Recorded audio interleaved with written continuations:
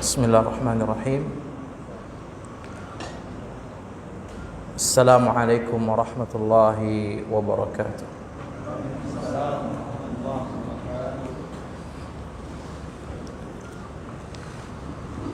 Innal hamdalillah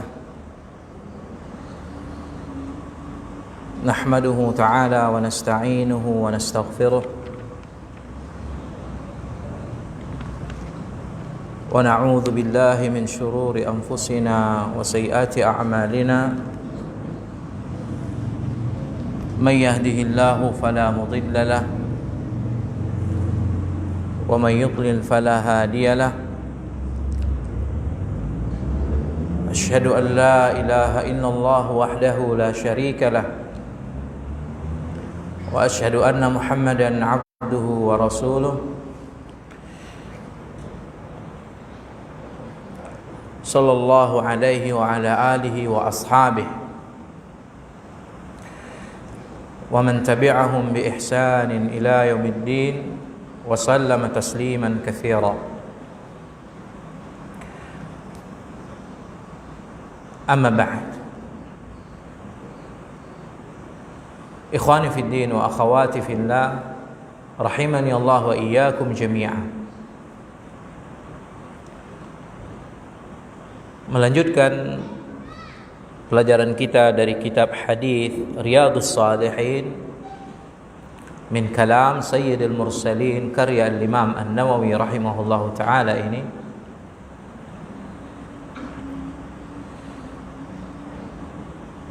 kita memohon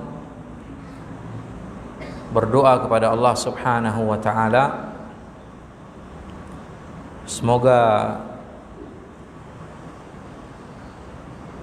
apa yang kita pelajari dari kitab ini yang mengandung hadis-hadis Rasulullah sallallahu alaihi wasallam yang suci memberikan manfaat dan mendatangkan kebaikan serta menambahkan keberkahan bagi kita seluruhnya,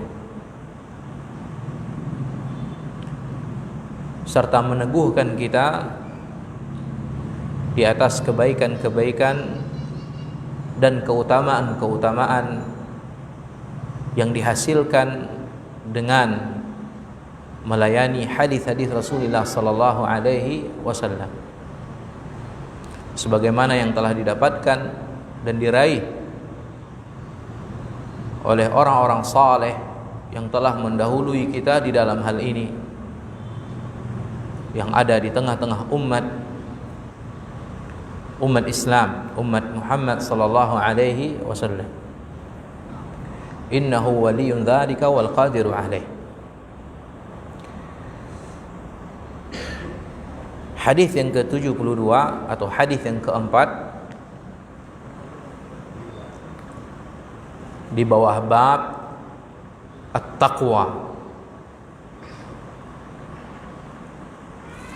Al-Imam An-Nawawi rahimahullahu ta'ala mengatakan, Ar-Rabi'u an Abi Tarifin Adi ibn Hatim At-Ta'i radhiyallahu anhu qala sami'tu Rasulullah sallallahu alaihi wasallam yaqul man halafa ala yaminin thumma ra'a atqalillahi minha falyati taqwa, rawahu Muslimun.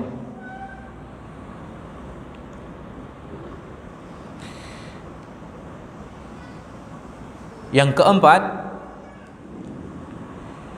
adalah hadis dari Abi Tarif Adi bin Hatim At-Ta'i radhiyallahu anhu.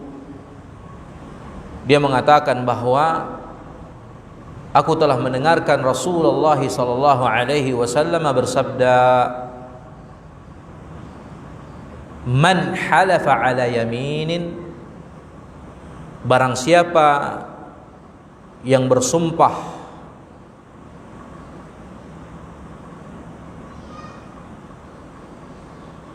di atas sesuatu dengan nama Allah Jalla wa Ala, lalu kemudian dia melihat ada sesuatu yang lebih membawa dia takwa kepada Allah Jalla wa Ala dari hal tersebut, maka hendaklah ia falyati at-taqwa, mendatangi yang lebih membawa kepada at-taqwa.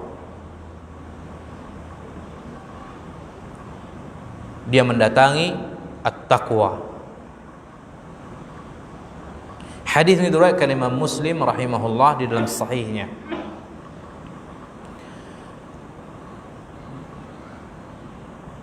Sumpah adalah perkara yang disyariatkan apabila hal itu dilakukan dengan Allah Subhanahu wa ta'ala, bersumpah dengan Allah atau bersumpah dengan nama-namanya dari nama-namanya yang baik, atau bersumpah dengan sifat-sifatnya yang maha tinggi, seperti seseorang mengatakan wallahi, demi Allah, dia telah bersumpah dengan Allah, atau dengan menyebut nama Allah, War-Rahman, demi Ar-Rahman, atau dia mengatakan dengan menyebutkan salah satu sifat dari sifat Allah Jalla fi'ula.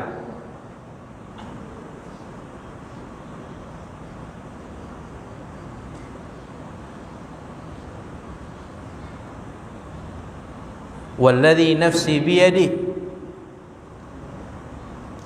yang dengan jiwaku berada di tangannya. Ini adalah sifat Allah Jalla wa Ala, yaitu Allah Subhanahu memiliki tangan sebagaimana yang telah tetap di dalam Al-Qur'an dan hadis-hadis Rasulullah sallallahu alaihi wasallam yang sahihah, yang menetapkan bahwa Allah Jalla wa Ala memiliki tangan di atas hakikatnya dan bukan majaz, bukanlah kiasan, kan tapi di atas hakikatnya, sesuai dengan keagungan, kemuliaan dan ketinggian yang ada padanya, yang tidak bisa dimisalkan dengan sesuatu apapun dari makhluknya dan disamakan dengan makhluknya atau dibagaimanakan di dalam sifat-sifatnya. Begitupun juga tidak ditolak di dalamnya, di dalam apa yang telah Allah Jalla wa Ala tetapkan baginya satu nama atau sifat di dalam Al-Quran dan hadis dari Rasulullah sallallahu alaihi wasallam yang sahih, sehingga tidak diperbolehkan bersumpah dengan selain Allah, dengan selain Allah Azza wa Jal, juga tidak dengan Nabi, juga tidak dengan Jibril, dan juga tidak dengan siapapun dari makhluknya. Sumpah pocong, saya bersumpah dengan mushaf misalkan,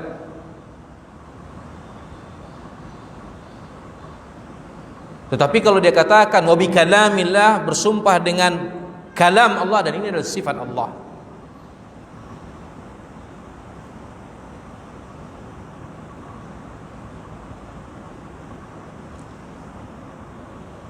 dan ini dihindari dan ditinggalkan. Atau bersumpah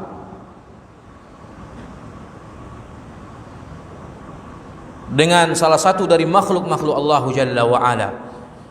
Oleh karena itu Nabi sallallahu alaihi wasallam bersabda, "Man kana halifan falyahlif billahi aw liyasmut." Barang siapa yang bersumpah, maka hendaklah dia bersumpah dengan Allah, atau dia diam. Enggak ada pilihan yang lain.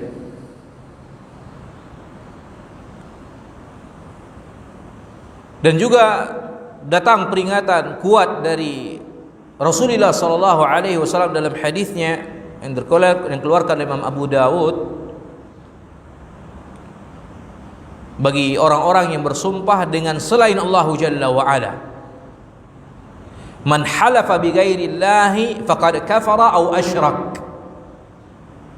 Barang siapa yang bersumpah dengan selain Allah, maka sungguh dia telah kufur atau dia telah melakukan kesyirikan. Iyadzan billahi min dzalik.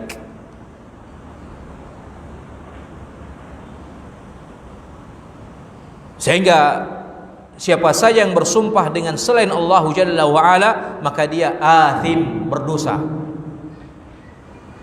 jatuh ke dalam dosa besar, dan tidak dianggap sumpah padanya, karena sumpahnya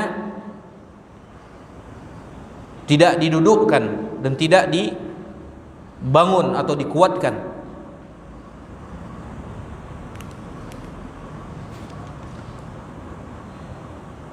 Sebagaimana yang disabdakan oleh Nabi sallallahu alaihi wasallam, "Man 'amila 'amalan laisa 'alaihi amruna fahuwa raddun." Barang siapa yang melakukan suatu amalan yang tidak ada petunjuk atau ajarannya dari kami, maka tertolak, fahuwa radd, dikembalikan kepada pelakunya. Maka bersumpah dengan selain Allah Jalla wa Ala adalah perkara yang tidak pernah diajarkan. Sebaliknya diperingatkan oleh Nabi alaihi salatu wassalam untuk tidak melakukannya. Maka siapa saja yang bersumpah, hendaklah bersumpah dengan mengatakan, demi Allah, demi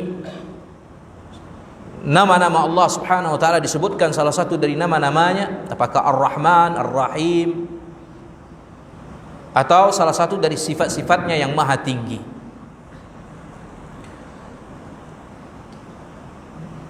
Dan terkait dengan hal ini juga, tidak pantas bagi seorang manusia untuk memperbanyak sumpah. Atau kendati pun demikian disyariatkan, tidak seyogyanya manusia banyak bersumpah, sedikit-sedikit bersumpah. Dia bangun sumpah di atas kesungguh-sungguhan.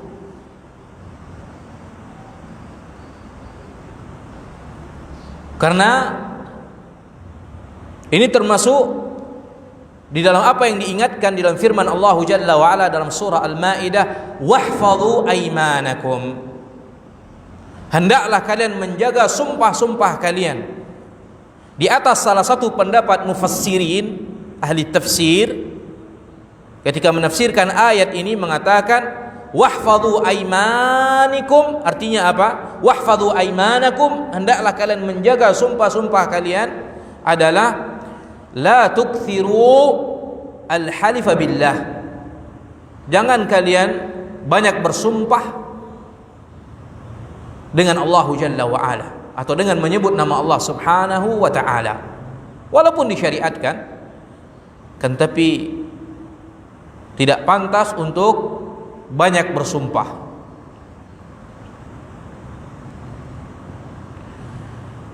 Dan juga disebutkan oleh para ulama, apabila engkau bersumpah, maka hendaklah juga disarankan atau dianjurkan untuk bersumpah dengan membarengi istithna atau masyiatillah, dengan mengatakan wallahi insyaallah, demi Allah insyaallah.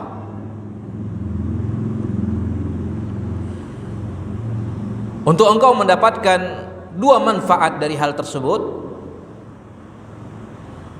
Yaitu yang pertama, diharapkan darinya kemudahan dari Allah Jalla wa Ala bagimu atas apa yang engkau kuatkan sumpah padanya. Wallahi, saya akan melakukan ini, insya Allah. Sehingga dengan hal itu akan dimudahkan baginya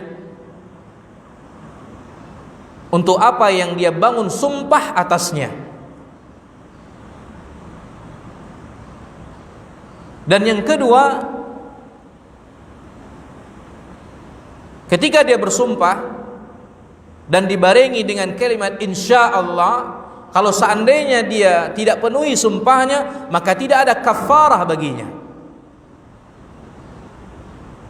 Tidak ada kafarah, denda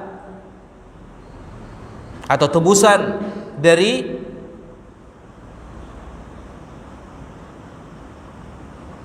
tidak memenuhi sumpah yang telah dia bangun.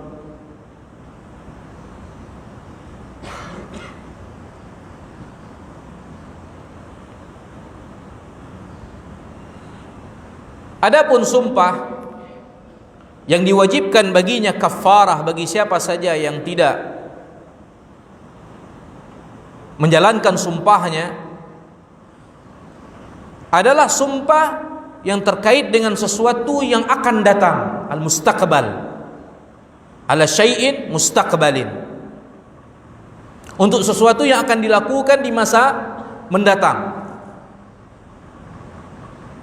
Adapun sumpah ala syai'in madin, sesuatu yang telah berlalu, maka tidak ada kafarah baginya. Bila seandainya menyelisihi dari apa yang dia bersumpah atasnya. Akan tetapi kalau dia menyelisihi, berarti sumpahnya sumpah kadzib, dusta, dan dia berdosa. Tapi kalau dia jujur di dalam sumpahnya itu, maka tentu tidak ada sesuatu atasnya dosa atau celaan. Hanya saja tidak ada kafarah baginya.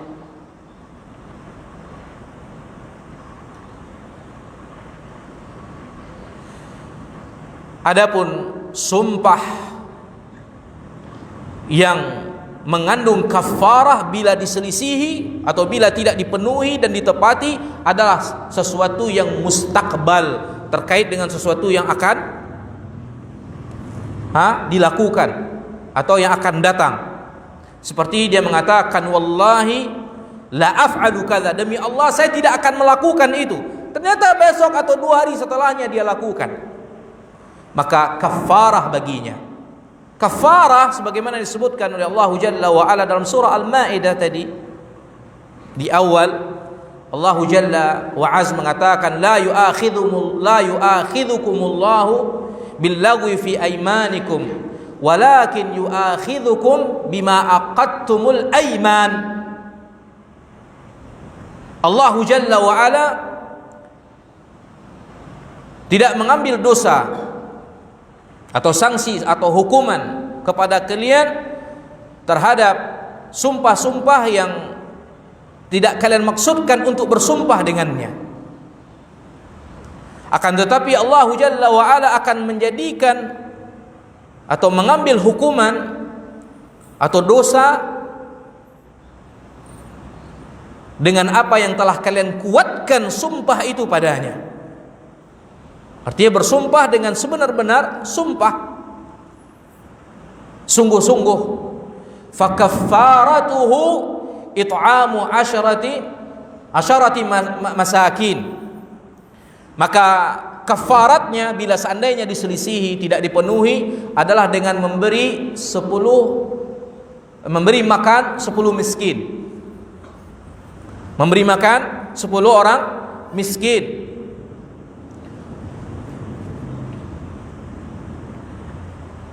Min awsati ma tut'imuna ahlikum au kiswatuhum, yaitu makanan yang biasa kalian berikan kepada keluarga kalian, atau dengan memberikan pakaian kepada 10 miskin, Au tahriru raqabah. Atau pilihan yang berikutnya atau opsi lain, memerdekakan budak. Faman lam yajid fasiyamu thalathati ayyam. Opsi yang terakhir, kalau seandainya enggak bisa dilakukan yang tadi, maka hendaklah dia puasa 3 hari. Dzalika kaffaratu aymanikum, maka itulah kafarah dari sumpah-sumpah yang kalian idza halaftum, apabila kalian sudah kuatkan untuk bersumpah dan bersungguh-sungguh di atas sumpahmu.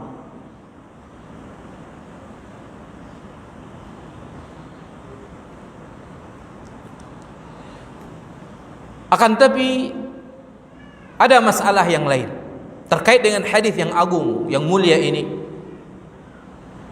yaitu mana yang lebih utama untuk dilakukan? Apakah sumpah yang sudah dibangun atasnya atau tidak?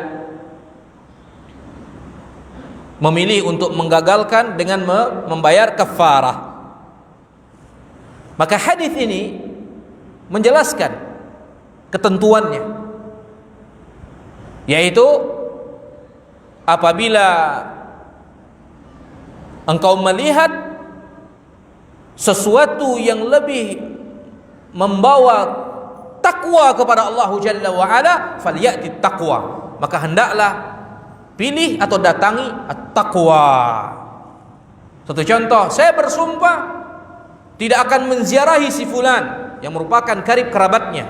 Wallahi saya tidak, wallahi la azuru. Demi Allah saya tidak akan menziarahi dia. Salah satu dari kerabatnya mungkin. Nah, menziarahi kerabat, mengunjungi, ini merupakan silaturrahim.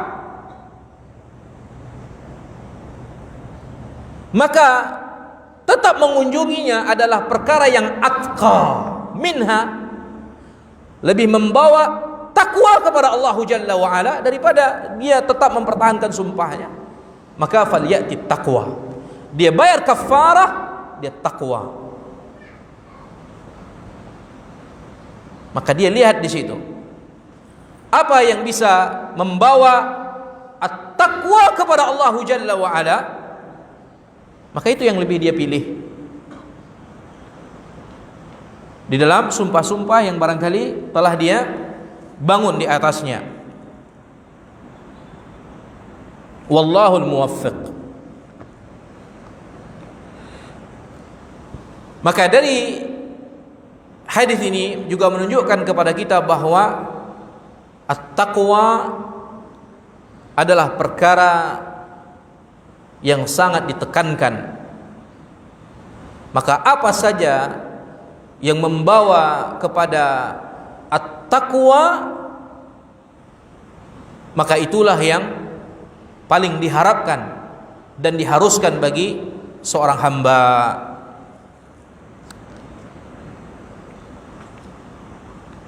Hadis yang kelima, al-khamis, an Abi Umamah Sudai bin Ajlan al-Bahili radhiyallahu anhu qala sami'tu Rasulullah sallallahu alaihi wasallam yakhtubu fi hajjatil wada' faqala ittaqullaha wa sallu khamsakum wa sumu syahrakum wa addu zakata amwalikum wa ati'u umara'akum tadkhulu jannata rabbikum, rawahu Tirmidzi fi akhir kitab as-salah wa qala haditsun hasanun sahih. Hadis yang kelima ini hadis yang terakhir di bab at-taqwa. InsyaAllah berarti pekan depan masuk ke bab yang berikutnya, bab yang baru. Dari Abi Umamah Sudai bin Ajlan al-Bahili radhiyallahu ta'ala anhu, dia mengatakan, aku telah mendengar Rasulullah SAW bersabda,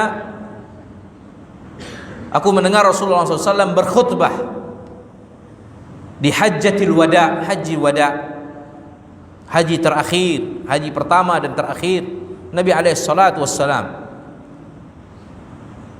atau yang disebut dengan hajjatul wada'. Di dalam khutbah itu Nabi SAW mengatakan, ittaqullaha, bertakwalah kepada Allah, dan solatlah 5 waktu, dan berpuasalah di bulan Ramadan, dan bayarkanlah zakat harta-harta kalian dan taatilah pemimpin-pemimpin kalian, maka engkau atau niscaya kalian akan masuk ke dalam surga Rabb kalian subhanahu wa ta'ala. Masuk surga. Nah, ini kunci masuk surga. Di antara sebab-sebab besar yang akan memasukkan hamba ke dalam jannah Rabbnya tabaraka wa ta'ala. Bertakwa, salat 5 waktu, berpuasa bulan Ramadan, membayar zakat harta-harta mereka apabila sampai haul dan nisabnya, dan mentaati penguasa. Syuf, ini yang beratnya. Mungkin orang bisa bertakwa katanya, itu tentu sesuai dengan kemampuan dan kesanggupannya. Mungkin dia bisa salat 5 waktu, mungkin di awal waktu, mungkin orang belum azan dia sudah di masjid, dan mungkin dia bisa puasa bulan Ramadan terjaga dari tahun ke tahun, dan juga membayar zakat dari harta-harta yang dia miliki yang sudah sampai pada haul dan nisabnya. Tapi yang ini taat kepada pemimpin dan penguasa.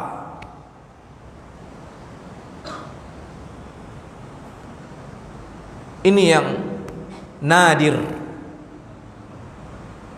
Ini yang apa nadir? Ini yang ini yang susah dan sulit atau sedikit.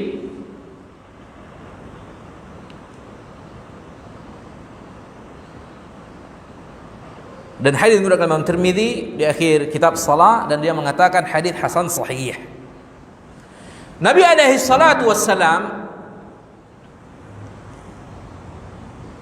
khutbahnya di atas 2 bagian, yaitu khutbah rawatib dan khutbah aridah. Khutbah rawatib artinya adalah khutbah yang terus dilakukan berulang-ulang dan terus menerus. Sementara aridah yaitu khutbah yang dilakukan oleh Nabi SAW ketika ada hajat, kebutuhan untuk berkhutbah, maka Nabi khutbah. Nah, ini hajjatul wada termasuk di antara khutbah jenis atau bagian yang pertama, yaitu khutbah ratibah. Khutbah yang dilakukan terus menerus. Nabi alaihi salatu wassalam berkhutbah di hari Arafah, di Yaumun Nahar, menasihati manusia dan mengingatkan mereka. Dan ini disunnahkan bagi pemimpin haji untuk berkhutbah, sebagaimana berkhutbahnya Nabi alaihi salatu wassalam. Nah, di antara isi khutbahnya itu, ya ayyuhan nas ittaqu rabbakum, wahai manusia, bertakwalah kalian kepada Rabb kalian subhanahu wa ta'ala. Ini senada di dalam surah, senada dengan apa yang terdapat dalam surah An-Nisa. Maka Nabi SAW memerintahkan manusia seluruhnya untuk bertakwa kepada Rabb mereka subhanahu wa ta'ala, yang telah menciptakan mereka, yang telah melimpahkan dan menganugerahkan banyak karunia, rezeki dan nikmat atas mereka. Maka hal ini melazimkan takwa seharusnya kepada Rabbnya Jalla fi'ula.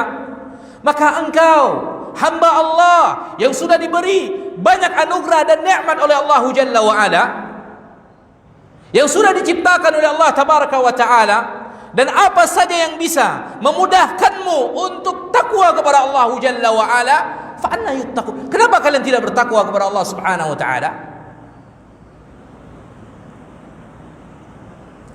Padahal hal ini merupakan kelaziman yang melazimkan untuk takwa. Sehingga disebutkan ya ayyuhan nasu taqu rabbakum. Artinya apa? Wahai manusia, bertakwalah kepada Rabb kalian Jalla fi'ula yang telah menciptakan kalian. Keberadaannya subhanah yang telah menciptakan kita, maka wajib untuk bertakwa kepadanya. Melazimkan konsekuensi untuk patuh terhadap perintah-perintahnya, menjalankan perintah-perintahnya, berhenti dan meninggalkan larangan-larangannya. Takwa. Dan kemudian Nabi SAW katakan, sallu khamsakum, salatlah 5 waktu yang difardukan atas kalian, dan berpuasalah di bulan Ramadan, dan bayarlah zakat dari harta-harta kalian ketika sampai haknya untuk dikeluarkan, dan janganlah bakhil darinya. Dan kemudian taatilah para penguasa-penguasa kalian. Dan ini meliputi penguasa-penguasa yang ada di manatik, daerah-daerah dan negeri-negeri, dan juga meliputi al-amiril am, pemimpin tertinggi atau pemimpin yang umum secara keseluruhan. Maka wajib bagi rakyat yang di bawah kekuasaan dan kepemimpinannya mentaati mereka di dalam perkara yang bukan memaksiati Allah. Ingat, bukan dalam perkara yang memaksiati Allah Jalla fi'ula. Adapun di dalam perkara maksiat kepada Allah, maka tidak ada ketaatan kepada mereka sedikit pun, walau jika seandainya diperintahkan dengan hal tersebut. Karena ketaatan kepada makhluk tidak dibangun atau diutamakan di atas ketaatan kepada Allah dan Rasulnya alaihi salatu wassalam. Oleh karena itu Allah berfirman, ya ayyuhalladzina amanu atiiullaha wa atiiur rasul wa ulil amri minkum. Kapan datangnya taat kepada para pemimpin di antara kalian setelah taat kepada Allah dan taat kepada Rasul? Artinya diikat di atas ketaatan kepada Allah dan Rasul.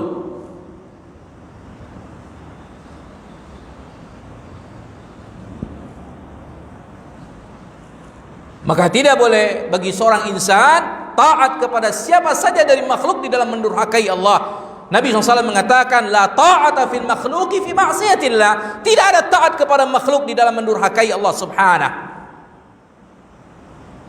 Tetapi perkara-perkara yang tidak berbau dan mengandung maksiat dan kedurhakaan kepada Allah dan menyelisih din agama Allah, wajib masyarakat mentaati pemimpin dan penguasa mereka. Terkadang orang mengatakan ini bukan bahagian dari din. Peraturan-peraturan yang dibuat oleh mereka sama sekali tidak mengharuskan kita untuk taat kepada mereka, karena tidak ada dalam Al-Quran dan Sunnah. Salah. Ini bentuk kejahilan. Justru ada di dalam firman Allah secara keumuman. Dalam Al-Quran dan Sunnah Rasulullah SAW menyebutkan, ya ayyuhalladzina amanu atiiullaha wa atiiur rasul wa ulil amri minkum. Ini keumuman. Tidak ada pengecualian kecuali hanya terkait dengan mendurhakai Allah subhanahu. Adapun masalah-masalah yang tidak mengandung mendurhakai Allah, wajib untuk patuh dan taat kepada mereka. Dan juga hadis-hadis Rasulullah alaihi salatu wassalam yang begitu banyak, ribuan banyaknya. Apa yang disebut oleh Nabi alaihi salatu wassalam dalam hadisnya, yakunu ba'di a'immah la yahtaduna bihadyi wa la yastannuna bisunnati wa fihim rijalun wa yaqumu fihim rijalun qulubuhum qulubus syayatin fi juthmanil ins. Akan datang setelahku penguasa, pemimpin-pemimpin la yahtaduna bihudaya atau bihadi, tidak mengambil petunjuk dengan petunjukku. Apalagi yang kurang. Karena terkadang sebagian cuitan mereka mengatakan apa? Kita hanya taat kepada penguasa yang mengambil petunjuk Nabi. Lihat Nabi mengatakan la yahtaduna bihudaya, tidak mengambil petunjuk dengan petunjukku. Apalagi yang kurang, Nabi mensifatkannya. Wala yastannuna bisunnati, dan tidak mengambil sunnahku. Ada di sini dalam kitab Al-Jama'ah wal Imamah dijelaskan oleh Fadilatul Syekh Dr. Muhammad bin Umar Salim Bazmul, salah seorang syekh yang kita belajar dengannya di Makkah, dan beliau banyak karya, dan subhanallah diterangkan begitu lengkap di sini. Dan ada hadisnya, dan hadisnya sahih. Tidak mengambil petunjukku, tidak mengambil sunnahku. Dan kemudian dikatakan oleh Nabi SAW, akan ada di tengah-tengah mereka laki-laki yang hatinya hati syaitan bersarang di tubuh manusia. Syuf, parah bagaimana lagi coba. Kemudian sahabat mengatakan, Mada asna' ya Rasulullah in adraktu dzalik? Apa yang akan aku lakukan ya Rasulullah jika aku menemukan hal tersebut seperti yang kau sifatkan? Apa kata Nabi alaihi salatu wasallam? Tasma' wa tuti' lil amir. Patuh dan taat kepada amir sallallahu alaihi wasallam. Wa in ukhidha maluk wa duriba dhahruk. Walaupun hartamu dirampas dan dipukul badanmu, artinya dizolimi, dijahati semena-mena terhadapmu, fasma' wa ati'. Ditambah lagi di akhir hadis, di awal sudah dikatakan patuh dan taat kepada amir, di akhir Nabi tetap katakan lagi asma' wa ati', menunjukkan apa? Sesuatu yang apa? Penekanan, penegasan. Di awal dibuka dengan patuh dan taat, di akhir ditutup lagi dengan patuh dan taat. Kurang apa lagi Nabi SAW dalam petunjuknya? Kalau dari ini tidak. Bagaimana mengompori umat, memprovokasi umat, memanas-manasi umat untuk tidak memiliki hubungan baik dengan penguasanya. Dendam, permusuhan, memberontak, membangkang. Oh, nasihat amar ma'ruf nahi munkar, lakukan sebagaimana petunjuk nabimu. Bukankah agama kita sudah lengkap? Apa saja diatur dalam agama ini. Jangankan itu, masalah negara yang besar, masalah cebok pun diajarkan dalam agama yang mulia ini. Masalah pasutri di atas tempat tidur pun diajarkan. Masalah bagaimana hukum kencing baby, anak kecil, diajarkan dalam din ini, yang tidak dimiliki dalam agama selain agama Islam, agama Nabi SAW. Apalagi masalah terkait dengan pemimpin, perkara besar. Banyak hadis datang dari Nabi SAW bagaimana cara menasihati pemimpin dan penguasa. Bukan dengan di mimbar-mimbar, di khalayak ramai, di medsos, dan di tempat-tempat umum turun ke jalan-jalan, mencela, menghujat, memaki, melaknat, menjatuhkan kredibilitas dan kehormatan manusia. Apalagi terkadang dibangun dengan sesuatu yang masih simpang siur, belum jelas, belum tabayun, belum tatabbut, hoax, atau berita-berita yang diambil di jalan-jalan, di sampah-sampah, desas-desus. Dan ini banyak terjadi. Apa yang terjadi? Akhirnya marwah, kehormatan dan kewibawaan penguasa nggak ada di tengah-tengah masyarakat. Bagaimana akan ada turun rahmat kalaulah bukan adab? Bagaimana akan turun pertolongan Allah kalau bukan musibah? Karena kita sudah menyelisih apa yang telah datang dari Allah dan Rasulnya alaihi assalatu wassalam.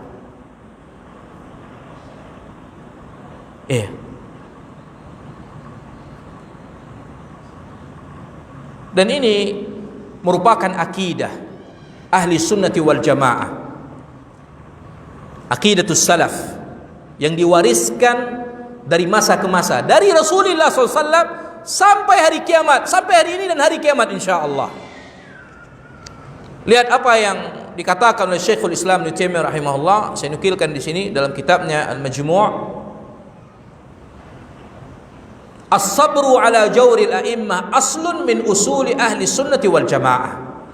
Sabar di dalam menghadapi kejahatan, kelaliman, kejelekan pemimpin dan penguasa, ini merupakan pokok prinsip dari pokok-pokok pilar-pilar ahli sunnati wal jamaah. Bisa buka di juz ke-28 halaman 179.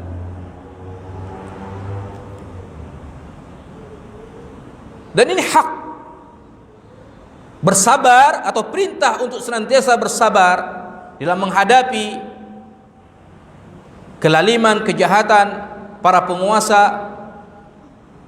Ini akan mendatangkan kemaslahatan dan akan menolak mafsadah, kerusakan yang jauh lebih besar yang terjadi bila seandainya dilakukan pemberontakan, pembangkangan dan semacamnya. Sebagaimana yang kita lihat dan saksikan di negeri-negeri kaum muslimin. Al-waqi' khairun syahid. Kenyataan sebaik-baik saksi. Apa yang terjadi di Syria, apa yang terjadi di Lebanon, apa yang terjadi di Irak, apa yang terjadi di Mesir, apa yang terjadi dan terjadi di berbagai daulah al-Islamiyah di hari ini. Penyesalan.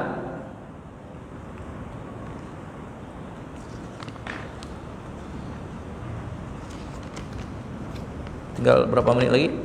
Karena ada pertanyaan sini ya. Ada beberapa pegawai dan pejabat sangat takut disumpah karena ketika menjabat suatu jabatan, pejabat tersebut wajib disumpah untuk tidak menerima hadiah, sogok atau pemberian apapun juga dan jabatannya atau pekerjaannya.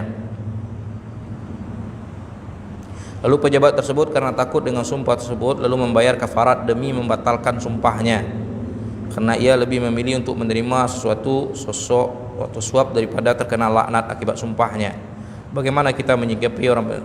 Nah, ini tidak benar ya, karena ini tidak membawa kepada takwa. Sogok adalah perkara yang diharamkan. Bolehnya kafarah artinya digugurkan itu kepada sesuatu yang membawa takwa kepada Allah. Ini demi untuk mendapatkan sesuatu dosa lagi, dia bayar kafarah. Kafir, gak bisa, karena sogok suap ini adalah dosa.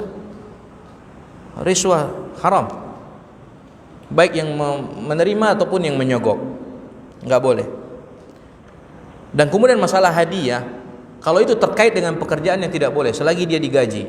Tapi kalau hadiah itu di luar dari pekerjaannya, bukan karena sesuatu dan sebagainya, maka tidak ada masalah. Atau atasannya membolehkan, seperti saya misalkan pimpinan pondok pesantren misalkan, contoh, dan saya punya bawahan guru-guru dan sebagainya. Kalau saya sebagai pimpinan membolehkan bagi guru-guru saya, bawahan saya, pegawai saya menerima hadiah dari murid dan sebagainya, maka tidak ada masalah. Tapi kalau di awal saya katakan tidak boleh menerima hadiah karena kalian sudah makan gaji, sudah diberi gaji, sudah diupah, maka ini tidak boleh.